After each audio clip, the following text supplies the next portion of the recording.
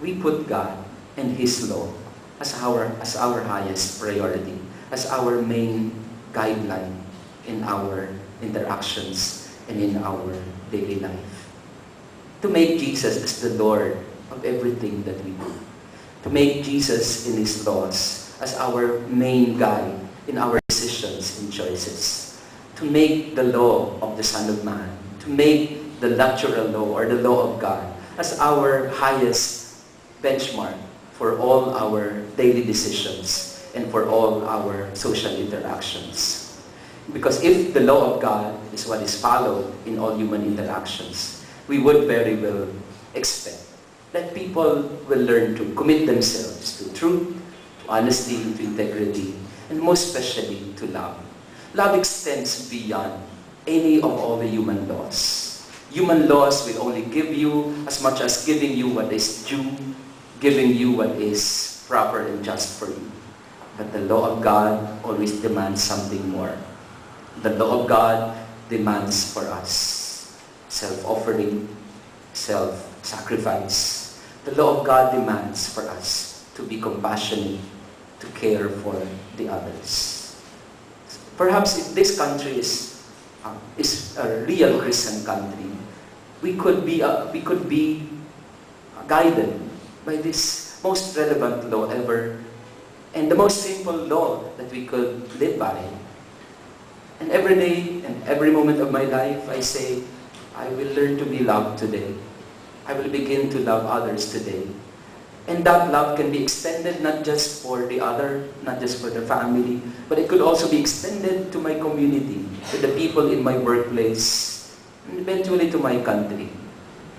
If love is the rule that guides us at every moment of our life, then we will be given the strength and we will be given the inspiration to offer ourselves for others. We will center our lives on what is good for the other.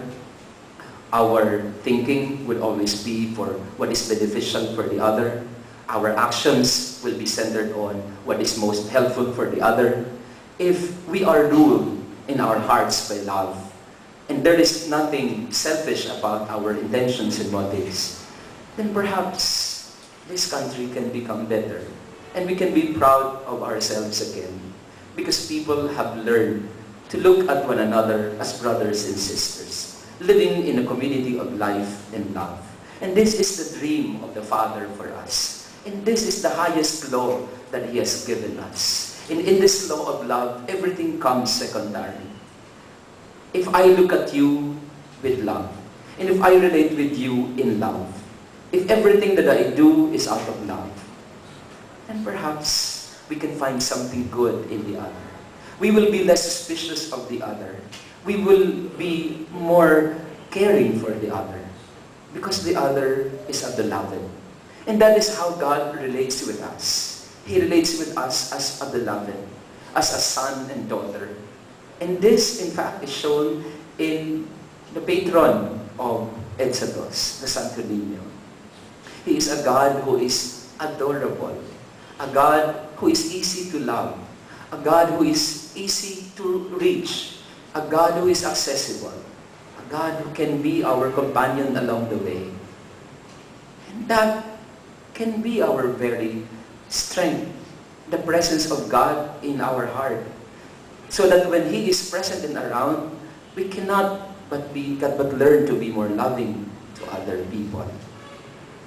Today, as we celebrate EDSA, in a very quiet and simple way, let the law of love be the primary law that rules our lives and that rules our communities.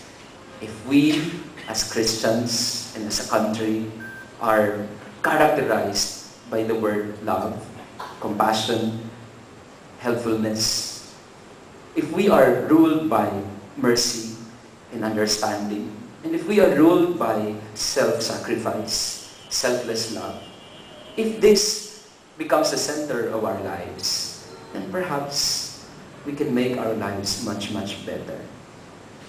But once people begin to look for their own self-interest, once people center their lives on self-gain, Once people center their lives on self, prosperity, then there will be no success or growth or development or prosperity for that matter. Once people are selfish, we will never experience real growth as a people. But if people learn to live in love, as Christ would want us to do, then we will experience a new beginning and a new hope for all of us.